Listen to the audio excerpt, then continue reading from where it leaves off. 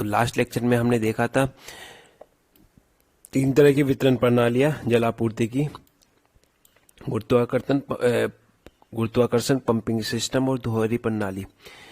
और इसकी हमने डिटेल स्टडी पिछले लेक्चर में कर ली थी, सभी के डायग्राम्स देख लिए थे और सभी की अच्छी तरह से स्टडी कर ली थी। अब आज हम देखेंगे वितरण जलाशय, distribution reservoir. This is important topic, distribution reservoir. तो सबसे पहले डिस्ट्रीब्यूशन रिजर्वोयर होता क्या है, वितरण जलाशय होता क्या है। तो जनरल फॉर्म में मैं बताऊं तो जिस रिजर्वोयर से हमारे वाटर की सप्लाई होती है, जिसमें कि पानी को स्टोर कर लिया जाता है और उसके बाद में वाटर की सप्लाई होती है, उसे हम डिस्ट्रीब्यूशन रिजर्वोयर कहते हैं। ठीक है। अब ये सिर्फ वाटर की सप्लाई नहीं करता, ये साथ में आपात स्थिति जैसे कि आग ये या फिर मरम्मत के टाइम पे जो पानी वेस्ट होता है उसकी भी आपूर्ति करता है। एक तरह से अगर पानी वेस्टेज हो रहा है तो वो भी एक तरह से पानी जा तो रहा है ना, ठीक है, तो पानी की सप्लाई तो हो रही है उस जगह। तो इस वजह से उन सभी की स्थिति को मेंटेन करने का कार्य भी ये डिस्ट्रीब्यूशन रिजर्वोयर करता है। तो मैं अगर डेफिनेशन की बात करूं तो वितरण जलाशय डिस्ट्रीब्यूशन रिजर्वोयर, जिसे सेवा जलाशय सर्विस रिजर्वोयर भी कहते हैं, सर्विस रिजर्वोयर भी कहते हैं, आर द स्टोरेज रिजर्वोयर। ये एक भंडारण जलाशय है which store the treated water for supplying water during emergencies and also to help the absorbing the hardly fluctuation in the normal water demand. तो क्या करता है ये पानी की आपूर्ति तो करता ही है, उसके अलावा आपात स्थिति जो होती है ना, जैसे कि आग हो गई या मरम्मत का काम हो गया, उस कंडीशन में भी पानी की आपूर्ति करता है। और एक और बात बहुत इंपॉर्टेंट है जो कि, और जब सामान्य पानी की मांग में प्रति घंटा उतार चढ़ाव आता है तो उसकी आपूर्ति करने में भी मदद करता है कौन, वितरण जलाशय। अब आप बोलोगे कि सर इसका क्या मतलब हुआ, उतार चढ़ाव कैसे हुआ। तो मैं आपको बताना चाहूंगा कि जैसे मान लो आप ये मान के चलो कि आपके 24 घंटे पानी की सप्लाई हो रही है। मैंने पहले ही बताया तो 2 तरह की सप्लाई होती है, एक इंटरमीडिएट होती है, एक कंटिन्यूअस होती है। आप ये मान के चलो आपकी 24 घंटे की सप्लाई हो रही है, 24 घंटे की सप्लाई हो रही है। तो अगर मैं रात के 1 बजे से बात करूं और अगले दिन रात के 11 बजे तक बात करूं, तो इसमें अगर मैं पूरे 24 आवर्स की बात करूं तो उसमें आपके सबसे ज्यादा पानी कब यूज होएगा, या तो सुबह के 7 बजे से लेकर 9 बजे के बीच में, या फिर शाम के 5 बजे से लेकर 7 बजे के बीच में। इस टाइम सबसे ज्यादा पानी यूज होएगा पूरे कस्बे में। तो इस समय है ये मैक्सिमम पानी हो गया जिस टाइम पे कि सबसे ज्यादा पानी की मांग है। तो उस स्थिति में तो ये है कि अगर आप ना अगर कोई भी रिजर्वोयर है वो हर घंटे के हिसाब से पानी आ रहा है और पानी जा रहा है, ठीक है, तो फिर तो इस कंडीशन में तो वो खाली हो जाएगा। ठीक है। तो इस तरह से ये जो डिस्ट्रीब्यूशन रिजर्वोयर बनाया जाता है, जिससे कि जो ये वाली जो मांग है ना, प्रति घंटा जो उतार चढ़ाव हो रहा है, कभी ज्यादा पानी की आवश्यकता हो रही है, कभी कम पानी की आवश्यकता हो रही है, उन सभी की आपूर्ति करने में मदद करता है आपका कौन, डिस्ट्रीब्यूशन रिजर्वोयर। तो इस तरह से इसकी डिजाइनिंग की जाती है। अब आगे बढ़ते हैं हम लोग। अब सबसे पहले फंक्शंस क्या क्या है डिस्ट्रीब्यूशन रिजर्वोयर के, या वितरण जलाशय के कार्य क्या क्या है। तो सबसे मुख्य कार्य तो हो गया इसका कि to absorb the hardly variation in demand, जो प्रति घंटा में जो उतार चढ़ाव हो रहा है ना, उसको मेंटेन करने का काम करता है आपका सर्विस रिजर्वोयर, जो कि मैंने अभी आपको बताया। ठीक है। दूसरा क्या काम करता है, दूसरा ये काम करता है कि ये ऑब्वियस है, आपको जब आप सप्लाई करते हो पानी की, तो जैसा कि मैंने पहले भी बताया था कि पानी का दबाव होना चाहिए, जिससे कि वो आपके first floor, second floor, third floor जो बिल्डिंग्स होती है उस पर आसानी से चढ़ सके। ठीक है। तो इसलिए मुख्य वितरण जो डिस्ट्रीब्यूशन मेन्स होते हैं, जो मुख्य वितरण जो पाइपलाइंस होती है, उसके अंदर प्रेशर को मेंटेन करने का, कांस्टेंट मेंटेन करने का, कि लगातार उतना ही दाब बना के रखे। ये काम भी करता है आपका डिस्ट्रीब्यूशन रिजर्वायर। और तीसरा आपका डिस्ट्रीब्यूशन रिजर्वायर क्या काम करता है, जब आपात स्थिति आती है, इमरजेंसी जो होती है, आग वगैरह लग जाती है, उस टाइम उसमें पानी होना चाहिए जिससे कि उस इमरजेंसी के टाइम में सप्लाई किया जा सके। अब इमरजेंसी कैसी भी इमरजेंसी हो सकती है। इमरजेंसी हो सकती है कि पाइपलाइन टूट गई तो पानी वेस्टेज हो गया, या फिर है ना जो ज़्यादा पानी की आवश्यकता पड़ गई, बहुत ही ज़्यादा पानी की, नॉर्मल टाइम से भी। उसके अलावा आग वगैरह लग गई, तो ये सारी इमरजेंसीज के टाइम पे पानी की आपूर्ति की जा सके। अब बात करते हैं location and height of distribution reservoir. जो वितरण जलाशय, उसका स्थान और ऊंचाई कहाँ पे होनी चाहिए, ये भी बहुत इंपॉर्टेंट होती है कि कहाँ पे बनाए हम डिस्ट्रीब्यूशन रिजर्वायर। अब मैं एक बात बता दूं, आपका जो डैम वगैरह होता है ना, वो भी डिस्ट्रीब्यूशन रिजर्वायर में आता है जनरली। ठीक है, स्टोर तो हो ही रहा है ना उसके अंदर पानी, और वहां से सप्लाई हो रही है, तो वो भी एक तरह से डिस्ट्रीब्यूशन रिजर्वायर में आता है, तो ये याद रखना। तो सबसे पहले लोकेशन ऐसी होनी चाहिए, should be located as close as possible to the centre of demand. Centre of demand के करीब होना चाहिए, मतलब कि क्या होना चाहिए, ऐसा नहीं हो कि आपने ना सर्विस रिजर्वायर बना दिया यहाँ पे और वहां से 5 किलोमीटर दूर जाके पानी कस्बे के अंदर आप सप्लाई कर रहे हो। ऐसा नहीं होना चाहिए। पानी जो डिस्ट्रीब्यूशन रिजर्वायर ना, वो ऐसी कंडीशन में होना चाहिए, जैसे मान लो आपका ये कस्बा है, ये पूरा कस्बा है, यहाँ पे काफ़ी सारे मकान बने हुए हैं, हाउस बने हुए हैं।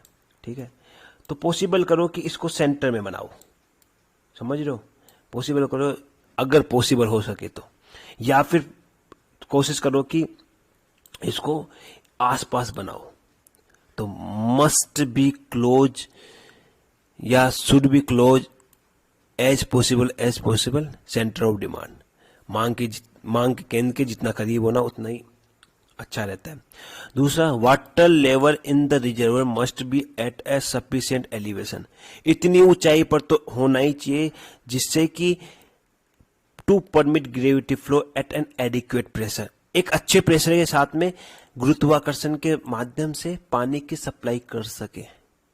ऐसा नहीं हो कि आपकी सिटी है ना, वो तो ऊंचाई पे है, आपने टंकी बना दी नीचे वाले उस पे, और फिर पता चल रहा है कि सारा पानी की सप्लाई प्रॉपर नहीं हो पा रही। ठीक है, तो ऐसा नहीं होना चाहिए। तो एटलीस्ट जो उसकी ऊंचाई है वो इतनी पर्याप्त होनी चाहिए जिससे कि आराम से गुरुत्वाकर्षण के माध्यम से पानी इजीली सभी लोगों तक पहुंच सके एक प्रॉपर प्रेशर के साथ में। तो ऐसा स्थान होना आवश्यक है आपके वितरण जलाशय का। अब एक यहाँ पे मैंने डायग्राम प्रस्तुत किया हुआ है जिसमें कि ये आपका सर्विस रिजर्वायर आप देख सकते हो। ये एक गोलाकार टंकी है, ठीक है, जिसका मैंने एक क्रॉस सेक्शन काट के दिखाया हुआ है। ये पानी अंदर था, यहाँ पे पंप्स लगे हुए हैं, पंप्स के माध्यम से पानी वाटर ट्रीटमेंट प्लांट के अंदर जाता है। ठीक है, अब यहाँ पे वैसे इसमें जब सप्लाई करते हैं पानी, तो ये यहाँ से देखो, आप देख सकते हो वाटर ट्रीटमेंट प्लांट से ही इसके अंदर सप्लाई हो रहा है। ठीक है, और उसके बाद में वापस जब जा रहा है ना, तब इसमें फाइनली एक ट्रीटमेंट और देके फिर सप्लाई किया जाता है, जिससे कि कोई भी बैक्टीरिया वगैरह है वो सब मर के और फिर क्या बोलते हैं सप्लाई कर सके। ठीक है, छोटे मोटे बैक्टीरिया वगैरह भी मर जाए। वैसे जब सर्विस रिजर्वायर में स्टोरेज करते हैं वाटर को, तो वो डायरेक्ट वाटर ट्रीटमेंट प्लांट से ही किया जाता है। ठीक है, तो यहाँ ये वाटर ट्रीटमेंट प्लांट था, यहाँ से ट्रीट होके वाटर और पाइपलाइन के थ्रू अंदर जा रहा है और फिर यहाँ से ये बाहर आ रहा है। तो इस तरह का एक डायग्राम है। ठीक है, अब इसके बाद में हम बात करते हैं टाइप्स ऑफ रिजर्वायर की। जलाशय के प्रकार जो अब तक हम पढ़ रहे हैं सर्विस रिजर्वायर, इसके टाइप्स क्या क्या हो सकते हैं, प्रकार क्या क्या हो सकते हैं। तो इसको हमने दो भागों में विभाजित किया हुआ है। किस आधार पे? जमीन की से ऊंचाई के संबंध में। ठीक है, इसके आधार पे कि जमीन से कितनी ऊंचाई है, इस आधार पर हमने इसको वर्गीकृत किया है दो भागों में। तो सबसे पहला भाग होता है हमारा सरफेस या सतह रिजर्वायर, सतह जलाशय, और दूसरा होता है हमारा एलिवेटेड रिजर्वायर, उच्च जलाशय। तो यहाँ पे आप देख सकते हो जो मैंने सरफेस जलाशय के लिए डायग्राम बताया हुआ है, एक तरह का डैम बताया हुआ है, छोटा बेराज टाइप का डैम, बेराज है मतलब कि छोटा डैम है, ठीक है, तो ये बताया हुआ है। और दूसरा आप देख सकते हो पानी की टंकी बताई हुई है मैंने आरसीसी वाली, तो ये एलिवेटेड रिजर्वायर हो गया। तो हमारे पास दो तरह के टाइप्स होते हैं, surface reservoir and elevated reservoir, उच्च सतह जलाशय और उच्च जलाशय। तो सबसे पहले अगर मैं बात करूं सरफेस रिजर्वायर की, तो सरफेस रिजर्वायर इसको हम जमीनी जलाशय, ग्राउंड रिजर्वायर भी कहते हैं, ठीक है, जमीनी जलाशय, क्योंकि जमीन के अंदर बनाया जाता है। ये जनरली गोलाकार या आयताकार टैंक्स हो सकते हैं। तो आप जनरली जो ये सरफेस रिजर्वायर से, या आपके बांसवाड़ा में तो नहीं नजर आएंगे, लेकिन हम जैसे जयपुर वगैरह में रहते हैं तो वहाँ पे सभी घर के नीचे जनरली ये बनाया जाता है, जिससे कि वाटर को स्टोर रखा जा सके लंबे टाइम के लिए, जिससे कि कभी और टाइम पे आपूर्ति की कोई भी डिस्टर्बेंसेज हो तो उसमें हम सप्लाई कर सके। तो ये घरों के अंदर भी बनाए जाते हैं। जब आकार बड़ा होता है तो भूमिगत जलाशयों को प्राथमिकता दी जाती है। अब क्योंकि सिंपल सी बात है, अगर पानी को स्टोर करने का, पानी ज़्यादा है स्टोर करने के लिए, जैसे कि डैम होता है, ठीक है, डैम भी आपके इसी में आता है सरफेस रिजर्वायर में। तो डैम में जितना पानी स्टोरेज होता है वो हम एलिवेटेड रिजर्वायर में नहीं स्टोर कर सकते। इस वजह से जब पानी ज़्यादा हो उस स्थिति में हमें भूमिगत जलाशयों को प्राथमिकता देते हैं, ठीक है। इन जलाशयों का निर्माण उच्च प्राकृतिक आधारों पर किया जाता है। उच्च प्राकृतिक आधार कैसे क्या हो सकते हैं, जैसे कि डैम होता है, उच्च प्राकृतिक आधार हाई नेचुरल ग्राउंड्स क्या होते हैं, ये पहाड़ हो गए, पहाड़ से रोक के और पानी को स्टोर कर लिया, या फिर पत्थर, ईंट, सादे या प्रबलित सीमेंट, कंक्रीट, मतलब कि आरसीसी वगैरह से हम बनाकर और स्टोर कर सकते हैं, ठीक है।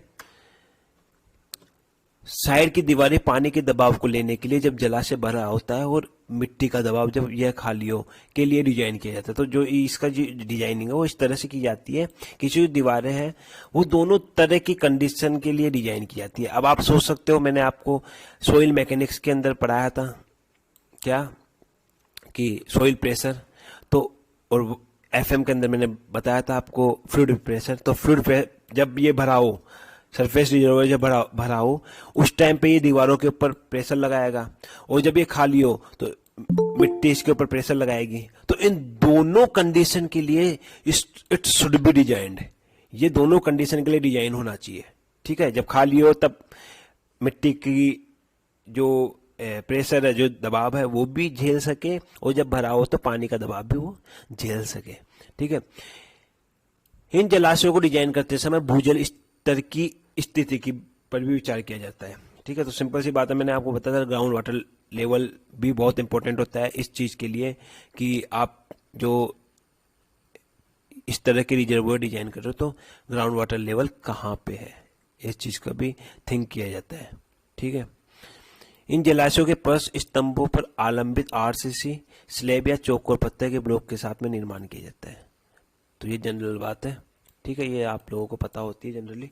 ये डैम वगैरह में तो ऐसा नहीं होता, लेकिन अगर छोटे स्तर पे हम घर के नीचे बना रहे हैं या इस स्तर पे बना रहे हैं तो उस स्थिति में इसकी जो फर्श है वो प्रॉपर सीमेंट या सीमेंट कंक्रीट से या स्टोन ब्लॉक से फ्लोर डिजाइन होनी चाहिए, जिससे कि पानी रिस्क के जमीन में ना चला जाए। तो आप यहाँ पे देख सकते हो एक सिंपल छोटे से सरफेस रिजर्वायर का हमने डिजाइन स्केच बनाया हुआ है। आप यहाँ देख सकते हो कंक्रीट बेड है, ऊपर भी कंक्रीट कवर है, ये वेंटिलेटर्स है, ये इनलेट है और ये आउटलेट है, ठीक है। आउटलेट हमेशा नीचे होगा जिससे कि पानी इजीली पूरा पानी यूज हो सके, इनलेट ऊपर होगा, ठीक है। और ये कुछ कॉलम्स के बेसिस पे बनाया हुआ है। तो ये आप देख सकते हो बिल्कुल सिंपल से डिजाइनिंग है। इसके बाद में आता है आपका एलिवेटेड स्टोरेज रिजर्वायर, ESR, उच्च जलाशय जिनको बोलते हैं, एलिवेटेड उच्च स्टोरेज, भंडारण और रिजर्वोयर, जलाशय। ठीक है, तो ESR एलिवेटेड स्टोरेज रिजर्वोयर, जो मैंने शुरू में बताया था ESR क्या होता है, हम डिटेल में देखेंगे। तो यहाँ देख सकते हैं इनको, ESR को, उच्च भंडारण जलाशय को हम लोग ओवरहेड टैंक भी कहते हैं। ओवरहेड टैंक, तो आप जनरली जो टंकियां होती है RCC वाली जो ऊपर की साइड में बनाई जाती है, उनको ओवरहेड टैंक से जनरली किसी भी व्यक्ति के मुंह से सुनोगे तो ओवरहेड टैंक बोला जाता है उनको। ठीक है, ये उन क्षेत्रों में आवश्यक होते हैं जहां पर आपको जो सिस्टम ऑफ डिस्ट्रीब्यूशन है वो आपका ग्रेविटी के थ्रू कंट्रोल होता है वो। ठीक है, ये आपके आयताकार, गोलाकार, अंडाकार कैसे भी हो सकते हैं। ठीक है, यदि शहर की स्थलाकृति गुरुत्वाकर्षण के लिए उपयुक्त नहीं है तो इस तरह के टैंक बनाए जाते हैं। अब जो कि बांसवाड़ा क्षेत्र की मैं बात करूँ तो बांसवाड़ा क्षेत्र में तो जनरली ESR की आवश्यकता नहीं होती है, क्योंकि यहाँ पे जो आपका डैम है वो काफ़ी हाइट पे है, तो यहाँ पे डायरेक्ट अगर डिस्ट्रीब्यूशन किया जाए तो इजीली हो जाता है। लेकिन कई जगह पे जो सरफेस होती है वो हाई एलिवेशन पे होती है, उस स्थिति में फिर भूमिगत जलाशय काम नहीं कर पाते, क्योंकि हमें ग्रेविटी के माध्यम से पानी की सप्लाई करनी होती है। उस स्थिति में फिर हमें एलिवेटेड सर्विस रिजर्वोयर बनाने पड़ते हैं जहां से इजीली सप्लाई की जा सके। ठीक है, ये लास्ट स्लाइड।